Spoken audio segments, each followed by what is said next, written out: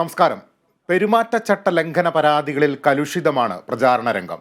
എതിർ സ്ഥാനാർത്ഥിയുടെ പ്രചാരണത്തിലേക്ക് ഇങ്ങനെ കണ്ണും കാതും കൂർപ്പിച്ചിരിക്കുമ്പോൾ സ്വന്തം പാളയത്തിലും ഒരു ശ്രദ്ധ നല്ലതാണ്. അവിടെയും ഇവിടെയും പൊട്ടലും ചീറ്റലും ഒക്കെ കേൾക്കുന്നു. തെരഞ്ഞെടുപ്പ് രംഗത്ത് ഓരോ നിമിഷവും ആവേശക്കാഴ്ചകൾ കൊട്ടിക്കയറുമ്പോൾ ആ വിശേഷങ്ങളുമായി അങ്കത്തട്ട് ആരംഭിക്കുന്നു. പ്രിയ പ്രേക്ഷകർക്ക് സ്വാഗതം.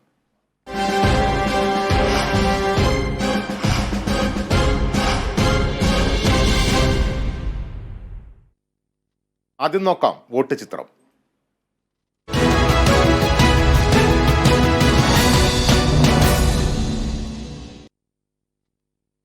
പത്തനംതിട്ടയിൽ തെരഞ്ഞെടുപ്പ് പ്രചാരണത്തെ ചൊല്ലി ജില്ലാ സെക്രട്ടേറിയറ്റ് അംഗങ്ങൾ തമ്മിൽ കയ്യാങ്കളി ഉണ്ടായെന്ന ആരോപണം നിഷേധിച്ച് CPM. LDF സ്ഥാനാർത്ഥി തോമസ് ഐസക്കിന് ലഭിക്കുന്ന സ്വീകാര്യതയെ പ്രതിരോധിക്കാനാണ് വ്യാജ വാർത്തയെന്ന് ജില്ലാ സെക്രട്ടറി KP ഉദയഭാനു വ്യക്തമാക്കി. നിയമപരമായി നേരിടാനാണ് തീരുമാനമെന്നും ജില്ലാ സെക്രട്ടറി പറഞ്ഞു. LDF സ്ഥാനാർത്ഥി തോമസ് ഐസക്കിന് ലഭിക്കുന്ന സ്വീകാര്യതയെ പ്രതിരോധിക്കാനാണ് വ്യാജവാർത്തയെന്നായിരുന്നു ജില്ലാ നേതൃത്വത്തിന്റെ പ്രതികരണം. മാധ്യമങ്ങളുടെ സൃഷ്ടിയാണ് ഈ വാർത്ത. അതിനെ നിയമപരമായി നേരിടുമെന്ന് ജില്ലാ സെക്രട്ടറി KP ഉദയഭാനു വ്യക്തമാക്കി. മാധ്യമങ്ങളിൽ വന്ന വാർത്ത തികച്ചും അടിസ്ഥാനപരമാണ്. ജനങ്ങളുടെ വലിയ സ്വീകാര്യതയാണ്. അതിനെ ഉപയോഗപ്പെടുത്താൻ വേണ്ടി മാധ്യമങ്ങൾ വളരെ ബോധപൂർവമായി ചില വ്യാജ വാർത്തയാണ്, അടിസ്ഥാനപരമായ വാർത്ത ജനങ്ങൾ തള്ളിക്കളയണമെന്നാണ് തമ്മിലടിച്ചെന്ന് ആരോപിക്കപ്പെട്ട പത്മകുമാറിനെയും ഹർഷകുമാറിനെയും ഒന്നിച്ചിരുത്തിയായിരുന്നു CPIMന്റെ വാർത്താ സമ്മേളനം. കയ്യാങ്കളി ഉണ്ടായെന്ന വാർത്ത ഇരുവരും നിഷേധിച്ചു. ആരും മർദ്ദിച്ചിട്ടില്ലെന്ന് പത്മകുമാർ പറഞ്ഞു. തെരഞ്ഞെടുപ്പ് പ്രചാരണം വിലയിരുത്താൻ കഴിഞ്ഞ ദിവസം ചേർന്ന ജില്ലാ സെക്രട്ടേറിയറ്റ് യോഗത്തിലായിരുന്നു നാടകീയ രംഗങ്ങൾ. മന്ത്രി VN വാസവന്റെ നേതൃത്വത്തിലായിരുന്നു അവലോകന യോഗം. അതേസമയം സംഭവത്തിൽ തെരഞ്ഞെടുപ്പിന് ശേഷം നടപടി ഉണ്ടായേക്കുമെന്നും സൂചനയുണ്ട്. Kerala vision news, Pathanamthitta. തെരഞ്ഞെടുപ്പ് പെരുമാറ്റച്ചട്ടം ലംഘിച്ചെന്ന UDFന്റെ പരാതിയിൽ പത്തനംതിട്ടയിലെ LDF സ്ഥാനാർത്ഥി തോമസ് ഐസക്ക് കളക്ടർക്ക് വിശദീകരണം നൽകി. കുടുംബശ്രീ KDISC സംവിധാനങ്ങൾ പ്രചാരണത്തിന് ഉപയോഗിച്ചിട്ടില്ല. തെരഞ്ഞെടുപ്പ് വിജ്ഞാപനത്തിന് മുൻപേ തുടങ്ങിയ പദ്ധതിയാണ് തൊഴിൽദാന പദ്ധതി. ചട്ടലംഘനം നടത്തിയിട്ടില്ലെന്നും UDFന്റെ ആരോപണം രാഷ്ട്രീയ പ്രേരിതമാണെന്നും തോമസ് ഐസക്ക് വിശദീകരണത്തിൽ പറയുന്നു. പത്തനംതിട്ടയിലെ UDF സ്ഥാനാർത്ഥി ആന്റോ ആന്റണിക്കെതിരെ LDF തെരഞ്ഞെടുപ്പ് കമ്മീഷന് പരാതി നൽകി. MP ഫണ്ട് ഉപയോഗിച്ച് നിർമ്മിച്ച 63 ബസ് കാത്തിരിപ്പ് കേന്ദ്രങ്ങളിലെയും 20 4G ടവറുകളിലെയും ആന്റോ ആന്റണിയുടെ പേര് മറയ്ക്കണമെന്നാണ് ആവശ്യം. പേര് മറയ്ക്കാൻ പറ്റില്ലെങ്കിൽ എതിർ സ്ഥാനാർത്ഥി തോമസ് ഐസക്കിന്റെ പേരും പ്രദർശിപ്പിക്കണമെന്നും പരാതിയിൽ ആവശ്യമുണ്ട്. കോവിഡ് കാലത്തെ പ്രവർത്തനങ്ങളുടെ പേരിൽ UDF വ്യാജ പ്രചരണം നടത്തുന്നുവെന്നാരോപിച്ച് വടകരയിലെ LDF സ്ഥാനാർത്ഥി KK ശൈലജ തെരഞ്ഞെടുപ്പ് കമ്മീഷന് പരാതി നൽകി. യാതൊരു തെളിവുമില്ലാതെ UDF വ്യക്തി അധിക്ഷേപം നടത്തുന്നുവെന്നാണ് ആരോപണം. വടകരയിൽ പ്രചരണം തുടങ്ങിയതു മുതൽ LDFും UDFും തമ്മിലുള്ള ആരോപണങ്ങളും പ്രത്യാരോപണങ്ങളും ശക്തമാണ്. അതിനിടയിലാണ് കോവിഡ് കാലത്ത് PP കിറ്റ് വാങ്ങിയതിൽ അഴിമതിയുണ്ടെന്ന ആരോപണം UDF പ്രധാന ചർച്ചാ വിഷയമാക്കുന്നത്. KK ശൈലജയ്ക്കെതിരെ കോവിഡ് കള്ളി എന്നടക്കമുള്ള വ്യക്തി അധിക്ഷേപങ്ങളാണ് UDFന്റെ റോഡ് ഷോയിലും സാമൂഹ്യ മാധ്യമ അക്കൗണ്ടുകളിൽ നിന്നും അടക്കം പ്രചരിക്കുന്നത്. കോവിഡ് കാലത്ത് ആരോഗ്യമന്ത്രി ആയിരിക്കുമ്പോഴുള്ള നേട്ടങ്ങൾ എണ്ണി പറഞ്ഞുകൊണ്ട് LDF പ്രചരണം ശക്തമാക്കുന്നതിനിടയിലാണ് UDF ആരോപണവും കടുപ്പിക്കുന്നത്. പ്രതിസന്ധി കാലത്ത് ജനങ്ങൾക്കിടയിൽ നിന്ന് പ്രവർത്തിച്ചതിനെ കൊള്ളയായി ചിത്രീകരിച്ചാൽ നിയമ നടപടിയിലേക്ക് നീങ്ങുമെന്ന് KK ശൈലജ മുന്നേ തന്നെ പ്രതികരിച്ചിരുന്നു. UDF ഈ ആരോപണത്തിൽ നിന്ന് പിന്നോട്ട് പോകാത്ത സാഹചര്യത്തിലാണ് KK ശൈലജ തിരഞ്ഞെടുപ്പ് കമ്മീഷന് പരാതി നൽകിയിരിക്കും. എന്നാൽ PP കിറ്റ് അഴിമതിയിൽ കൃത്യമായ തെളിവുകൾ ഉണ്ടെന്ന് പറഞ്ഞുകൊണ്ട് UDFും ഇതിനെ പ്രതിരോധിക്കുന്നു. Kerala vision news, Kozhikode. ഇത്തവണത്തേത് ഡു ഓർ ഡൈ തെരഞ്ഞെടുപ്പാണെന്ന് മുതിർന്ന കോൺഗ്രസ് നേതാവ് AK ആന്റണി. ഭരണഘടന സംരക്ഷിക്കാൻ മോദിയെ അധികാരത്തിൽ നിന്ന് താഴെയിറക്കേണ്ടത് അനിവാര്യമാണെന്നും അദ്ദേഹം പറഞ്ഞു. അതേസമയം പത്തനംതിട്ടയിൽ പ്രചാരണത്തിന് പോകുമോ എന്ന ചോദ്യത്തിന് ആരോഗ്യസ്ഥിതി പോലിരിക്കുമെന്നായിരുന്നു മറുപടി. ഡു ഓർ ഡൈ ഇലക്ഷനാണ്. ഇന്ത്യയിൽ നിന്ന് ആശയം നിലനിൽക്കണം എന്ന് തീരുമാനിക്കുന്ന ഇലക്ഷനാണ്. ഭരണഘടന വാഗ്ദാനം ചെയ്യുന്ന മൗലികാവകാശങ്ങൾ അതിനെയെല്ലാം കാറ്റപ്പെടുത്താൻ ശ്രമിക്കുന്ന BJP ഗവൺമെന്റ് വീണ്ടും അധികാരത്തിൽ വരാതിരിക്കാൻ വേണ്ടി എന്തൊക്കെ ചെയ്യാൻ സാധിക്കുമോ അതെല്ലാം ചെയ്യാൻ എൻ്റെ ആരോഗ്യം അനുഭവിക്കുന്നതിൽ ഞാൻ തയ്യാറാകും. അങ്ങ് പത്തനംതിട്ടയിൽ പ്രചാരണത്തിന് പോകുമോ? എൻ്റെ ആരോഗ്യസ്ഥിതി അനുസരിച്ചിരിക്കും. അപ്പോഴത്തെ ആരോഗ്യസ്ഥിതി അനുസരിച്ചിട്ട് കഴിഞ്ഞ അസംബ്ലി ഇലക്ഷൻ ഞാൻ തിരുവനന്തപുരത്തെ KPCC ഓഫീസ് കേന്ദ്രീകരിച്ചിട്ടാണ് എൻ്റെ പ്രചരണം നടത്തിയിട്ടുള്ളത്. മുസ്ലിം വോട്ടിനു വേണ്ടി പൗരത്വ വിഷയം മുഖ്യമന്ത്രി ദുരുപയോഗം ചെയ്യുന്നുവെന്ന് പ്രതിപക്ഷ നേതാവ് വി ഡി സതീശൻ. രാഷ്ട്രീയ ചോദ്യങ്ങൾക്ക് മറുപടി നൽകാതിരിക്കാൻ വേണ്ടിയാണ് ദിവസവും മുഖ്യമന്ത്രി പൗരത്വവും പറഞ്ഞിറങ്ങുന്നതെന്നും വി ഡി സതീശൻ കുറ്റപ്പെടുത്തി.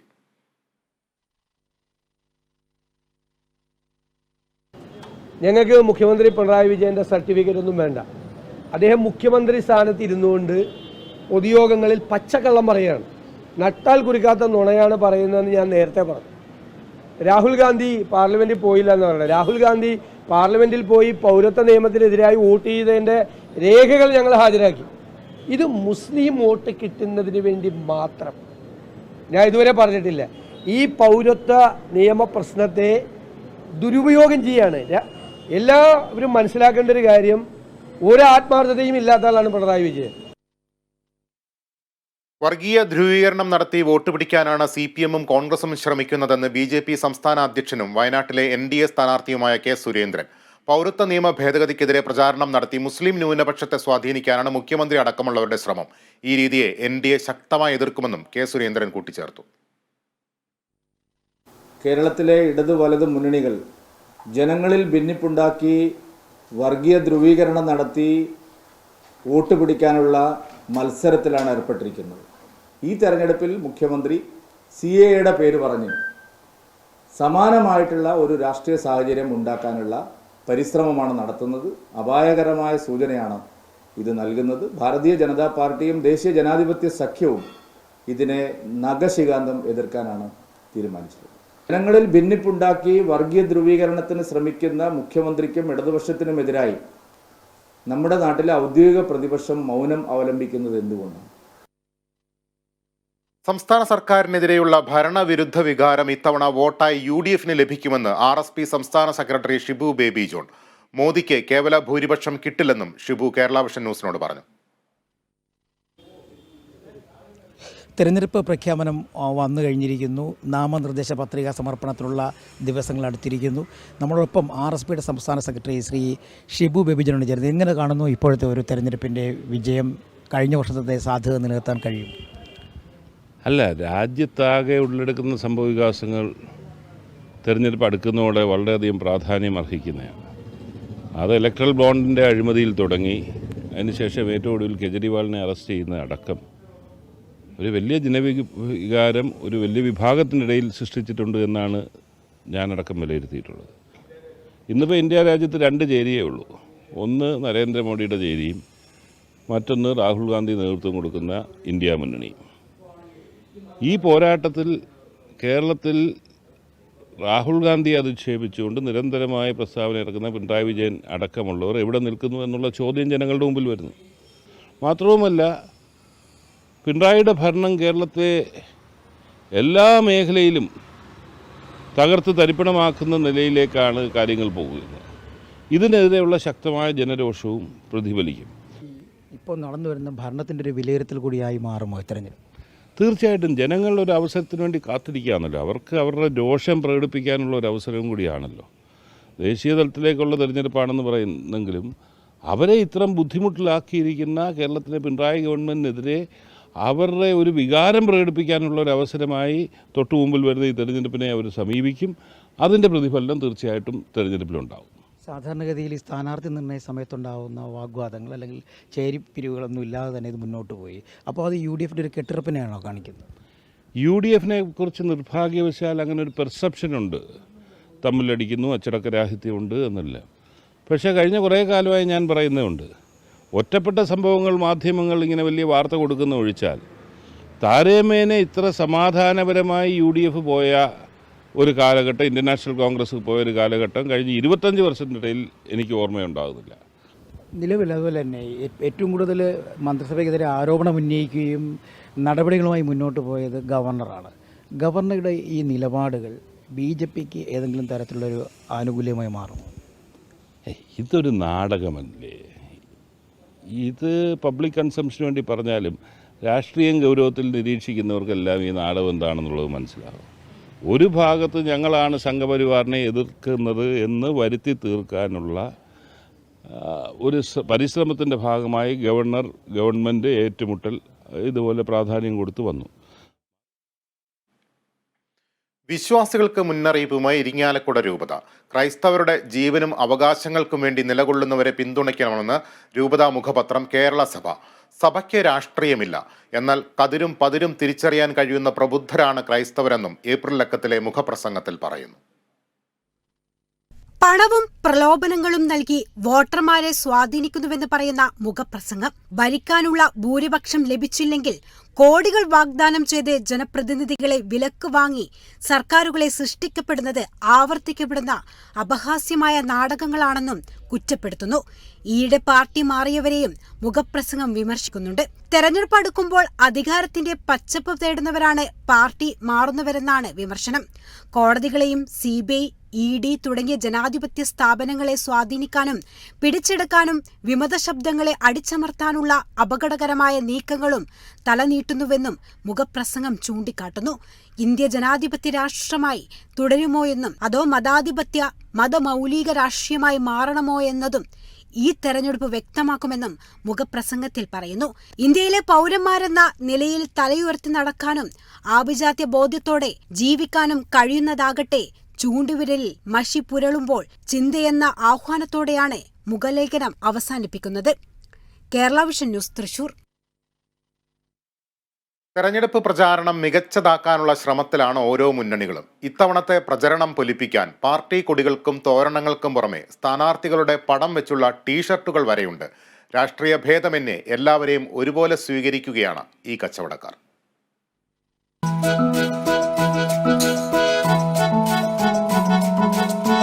ലോക്സഭാ തെരഞ്ഞെടുപ്പ് അടുത്തതോടുകൂടി നാടിന്റെ മുക്കിനും മൂലയിലും രാഷ്ട്രീയ ചർച്ചകളാണ്. പല പാർട്ടിക്കാർ, പല ആശയങ്ങൾ. പക്ഷേ ഈ കടയ്ക്കുള്ളിൽ പ്രത്യേക രാഷ്ട്രീയ താൽപര്യങ്ങളില്ല. രാഷ്ട്രീയക്കാരുടെ താൽപര്യങ്ങൾക്കാണ് പ്രാധാന്യം. പ്രചാരണം കൊഴുപ്പിക്കാൻ ആവശ്യമായ അലങ്കാര വസ്തുക്കളെല്ലാം ഇവിടെ തയ്യാറാണ്.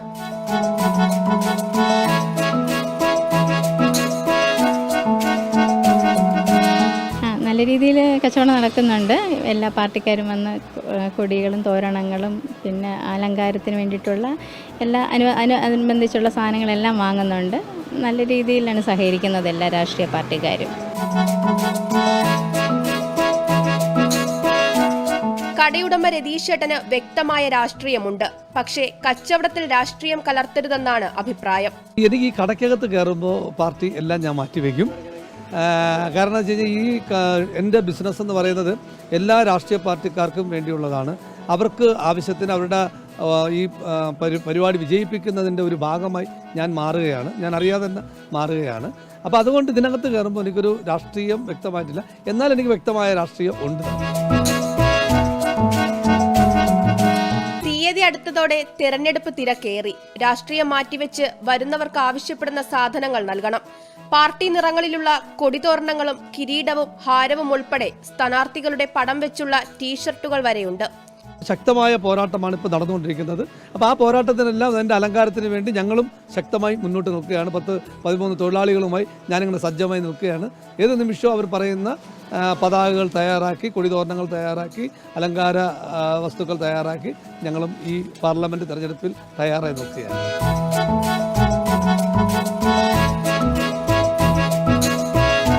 പുറത്ത് വ്യത്യസ്ത ആശയങ്ങളും പ്രഖ്യാപനങ്ങളുമായി സ്ഥാനാർത്ഥികളും മുന്നണികളും പ്രചരണാവേശത്തിലാണ്. അണിയറയിൽ പ്രചാരണത്തിന് നിറം പകരാൻ വേണ്ട പുതുമകൾ ഒരുക്കി ഇത്തരം കൊടിക്കടകളും സജീവമാണ്.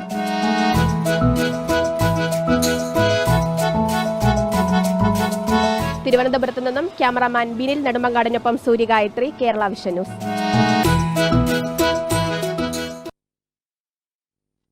ഇനി സ്ഥാനാർത്ഥികളുടെ പ്രചാരണ വിശേഷങ്ങളുമായി ഇതാ ഈ വാഹനത്തിന് പിന്നാലെ.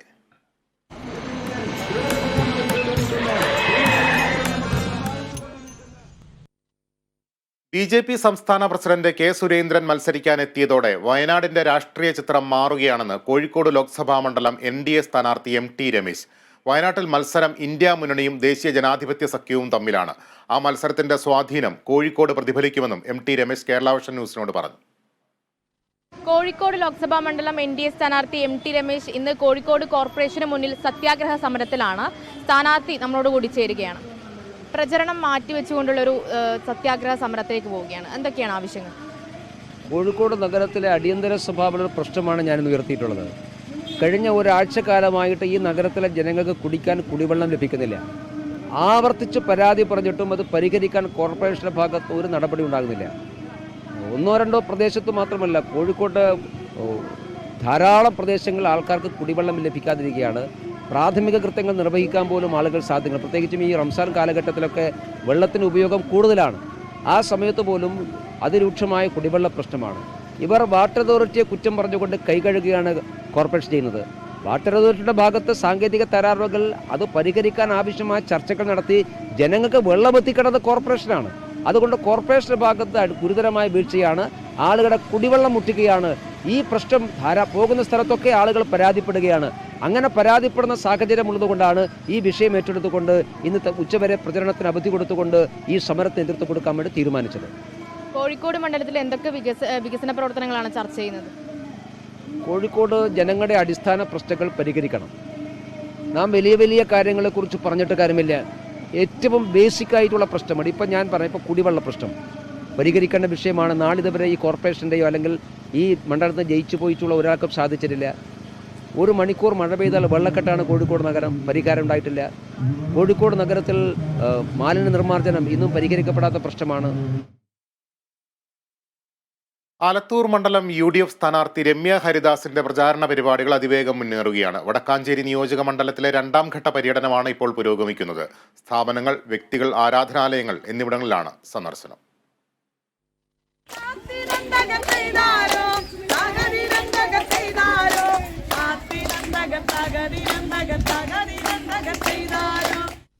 വടക്കാഞ്ചേരി അകമലയിൽ നിന്നും ആരംഭിച്ച രമ്യ ഹരിദാസിന്റെ പര്യടനം നിയോജകമണ്ഡലത്തിൽ തുടരുകയാണ്. 9 മണ്ഡലം കൺവെൻഷനുകളും പൂർത്തിയാക്കി തെരഞ്ഞെടുപ്പ് കമ്മിറ്റികളെയും തെരഞ്ഞെടുത്തു കഴിഞ്ഞു. മണ്ഡലത്തിലെ മുഴുവൻ പഞ്ചായത്തുകളിലും മണ്ഡലം തല കൺവെൻഷനുകൾ പൂർത്തിയാക്കിയതിനെ തുടർന്നാണ് 2ാം ഘട്ട പ്രചരണം ആരംഭിച്ചത്.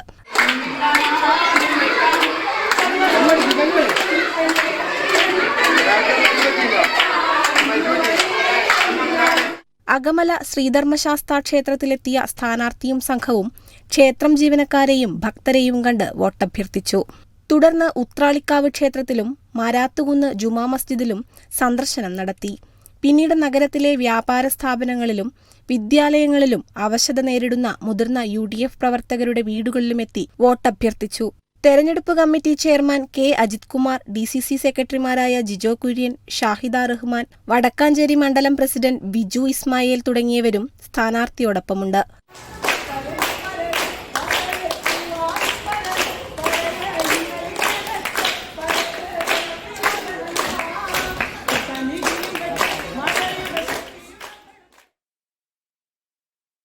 തിരുവനന്തപുരം ലോക്സഭാ മണ്ഡലത്തിൽ ത്രികോണ മത്സരം തന്നെയെന്ന് UDF സ്ഥാനാർത്ഥി ശശി തരൂർ. മറ്റ് 2 പേരും കഴിവുള്ള സ്ഥാനാർത്ഥികളാണെന്നും ശശി തരൂർ പറഞ്ഞു. അല്ല, തിരുവനന്തപുരത്ത് ത്രികോണ മത്സരം തന്നെയാണ്. ഞാൻ തുടക്കം മുതൽക്കേ പറഞ്ഞു, 2 പേരെയും സ്വാഗതം ചെയ്യുന്നു, 2 പേരെയും ബഹുമാനിക്കുന്നു. 2 ആൾക്കും അവർ സ്വന്തം ക്യാരക്ടറുണ്ട്, അവർ സ്വന്തം ചരിത്രമുണ്ട്. ശ്രീ പനിയൻ രവീന്ദ്രനെ ഞാൻ കുറേ വർഷങ്ങളായി അറിയുന്നു. അദ്ദേഹം ആയിരുന്നു സിറ്റിംഗ് MP ഞാനിവിടെ വന്നപ്പോൾ. ആ സമയം മുതൽക്ക് അദ്ദേഹം ആ സമയത്ത് മത്സരിച്ചില്ല, എൻ്റെ ഇതിൽ മത്സരിച്ചില്ല. അദ്ദേഹം മാറി നിന്നു. പക്ഷേ ഓരോരു വേദിയിലൊക്കെ കാണുന്നൊരു വ്യക്തിയാണ്.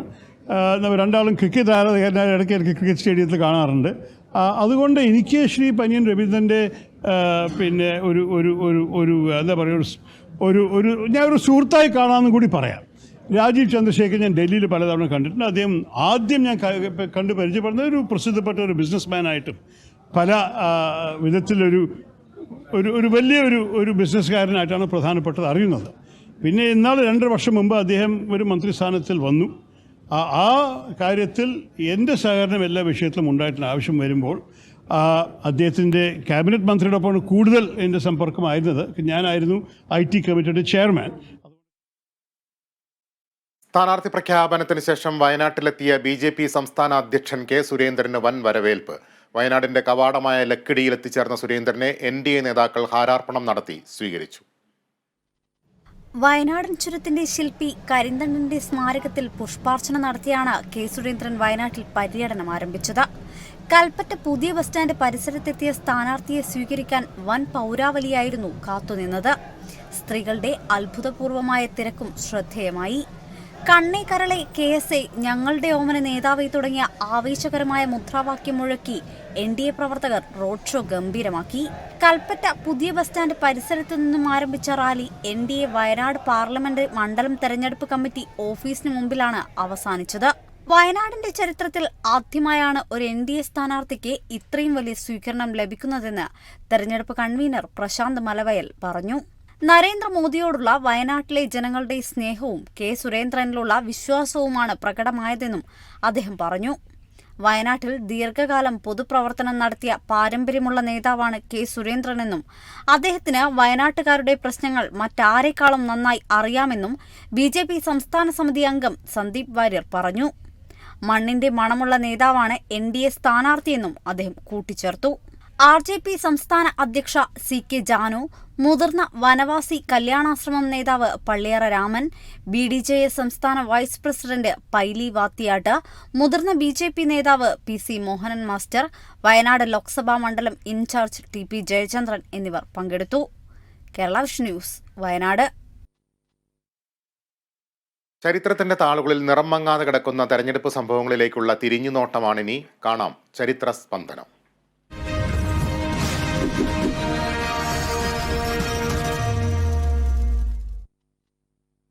കോട്ടയം ലോക്സഭാ മണ്ഡലത്തിലെ ഇത്തവണത്തെ പോരാട്ടത്തിനൊരു പ്രത്യേകതയുണ്ട്. 1977 കോട്ടയത്തും മൂവാറ്റുപുഴയിലും കേരള കോൺഗ്രസ് ബാലകൃഷ്ണപിള്ള വിഭാഗം മാതൃഗ്രൂപ്പ് സ്ഥാനാർത്ഥികളോട് നേരിട്ട് ഏറ്റുമുട്ടിയതിനു ശേഷം ഒരു കളരിയിൽ നിന്നും അഭ്യാസം പഠിച്ചവർ പോരടിക്കുന്നത് ഈ തെരഞ്ഞെടുപ്പിലാണ്. കേരള രാഷ്ട്രീയത്തിൽ കേരള കോൺഗ്രസ് ഉദയം ചെയ്തത് 1964-ലാണ്. എന്നാൽ കേരള കോൺഗ്രസിൽ എന്നും സംഭവിക്കാവുന്ന പിളർപ്പുണ്ടാവുന്നത് 1977. സ്ഥാപക നേതാക്കളിൽ ഒരാളായ R ബാലകൃഷ്ണപിള്ളയാണ് ആദ്യ പിളർപ്പിന് ചുക്കാൻ പിടിച്ചത്. 1977 ലോക്സഭാ തെരഞ്ഞെടുപ്പിൽ ബാലകൃഷ്ണപിള്ള വിഭാഗത്തിനു വേണ്ടി മൂവാറ്റുപുഴയിൽ KM ജോസഫും കോട്ടയത്ത് വർക്കി തോമസും മത്സരത്തിനിറങ്ങി. KM ജോസഫ് കേരള കോൺഗ്രസിലെ ജോർജ് ജെ മാത്യുവിനോട് 44,820 വോട്ടിനും വർക്കി തോമസ് സ്കറിയ തോമസിനോട് 68,695 വോട്ടിനും പരാജയപ്പെട്ടു. 1979 കേരള കോൺഗ്രസ് വീണ്ടും പിളർന്നു. ഇത്തവണ പാർട്ടിയുണ്ടാക്കിയത് സാക്ഷാൽ KM മാണി. എന്നാൽ ഒരിക്കൽ പോലും മറ്റൊരു കേരള കോൺഗ്രസുകാരനെതിരെ ലോക്സഭാ തെരഞ്ഞെടുപ്പിൽ മത്സരിക്കേണ്ട ആവശ്യം മാണി വിഭാഗത്തിന് വന്നിരുന്നില്ല. എന്നാൽ ഇത്തവണ അതിന് മാറ്റം വന്നിരിക്കുകയാണ്. മാണി വിഭാഗം സ്ഥാനാർത്ഥി തോമസ് ചാഴികാടനും ജോസഫ് വിഭാഗത്തിലെ ഫ്രാൻസിസ് ജോർജുമാണ് കോട്ടയത്ത് ഏറ്റുമുട്ടുന്നത്. പിളർപ്പും ലയനവുമെല്ലാം ഏറെ കണ്ട കേരള കോൺഗ്രസ് രാഷ്ട്രീയത്തിൽ തോളോട് തോൾ ചേർന്ന് പ്രവർത്തിച്ചവർ ഇത്തവണ നേർക്കുനേർ പോരാടുമ്പോൾ ജനം ആർക്കൊപ്പമെന്നറിയാൻ ജൂൺ 4 വരെ കാത്തിരിക്കാം. Election desk, Kerala vision news. ഇനി തെരഞ്ഞെടുപ്പ് രംഗത്തെ പഞ്ച് ഡയലോഗിലേക്ക്.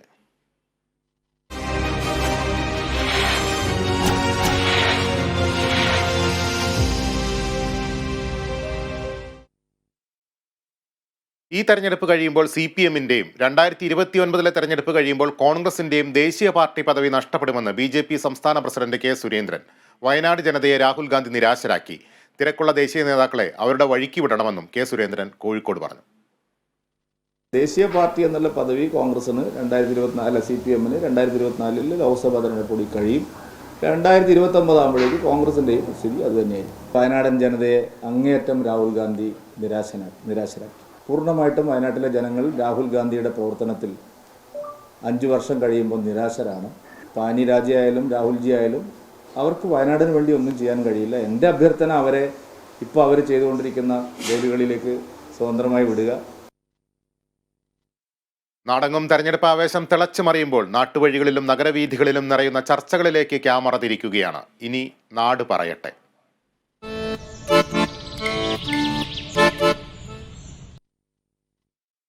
കോഴിക്കോട് ജില്ലയിലെ നിരവധി പേർക്ക് ജീവനോപാധിയാണ് പുതിയങ്ങാടി ഹാർബർ. മുന്നണികളുടെ പ്രചാരണം ചൂടുപിടിച്ചതോടെ തെരഞ്ഞെടുപ്പ് വിശേഷങ്ങൾ പങ്കുവയ്ക്കുകയാണ് പുതിയങ്ങാടിയിലെ മത്സ്യത്തൊഴിലാളികൾ. കോഴിക്കോട് നിന്ന് മേഘനാ മുരളി തയ്യാറാക്കിയ റിപ്പോർട്ടിലേക്ക്. കോഴിക്കോട് ജില്ലയിലെ ഏറ്റവും പ്രധാനപ്പെട്ട പുതിയാപ്പ ഹാർബറിലാണ് മത്സ്യമേഖലയിലെ പ്രതിസന്ധികൾ പരിഹരിക്കാൻ കാര്യമായ ഇടപെടലുകൾ നടത്തുന്നില്ല എന്നുള്ള പരാതി ഇവർ കാലാകാലങ്ങളായി ഉന്നയിക്കുന്നതാണ്. എന്തായാലും ഈ തെരഞ്ഞെടുപ്പ് കാലത്ത് ഇവരുടെ തെരഞ്ഞെടുപ്പ് ചർച്ചകൾ എങ്ങനെയാണെന്ന് നോക്കി നോക്കാം. തെരഞ്ഞെടുപ്പല്ലേ, അപ്പോൾ എങ്ങനെയാണ് നോക്കിക്കാണുന്നത്? എന്താണ് പ്രതീക്ഷകളൊക്കെ എങ്ങനെയാണ്? അങ്ങനെ കേന്ദ്രത്തിൽ എന്തായാലും മോഡി ഗവൺമെൻറ് തന്നെയാണ്, 100% ഉറപ്പുള്ള കാര്യമാണ്. പ്രതിപക്ഷം ഇല്ലല്ലോ, കോൺഗ്രസ് ഇല്ല. പിന്നെ കേരളത്തിലെ കാര്യമാണ് കുറച്ചൊരു സംശയം. എന്തായാലും കേരളത്തിലൊരു ഇടതുപക്ഷത്തിന് എതിരായിട്ടൊരു വിധി എന്തായാലും ഉണ്ടാവും കേരളത്തിൽ.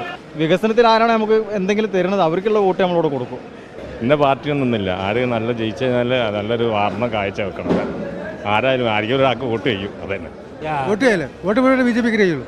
കാരണം എന്താ? കാരണം പ്രധാനമന്ത്രി നല്ലതാണ് കൊണ്ട്. ഇതോടെ അങ്കത്തട്ട് പൂർണ്ണമാകുന്നു. നമസ്കാരം.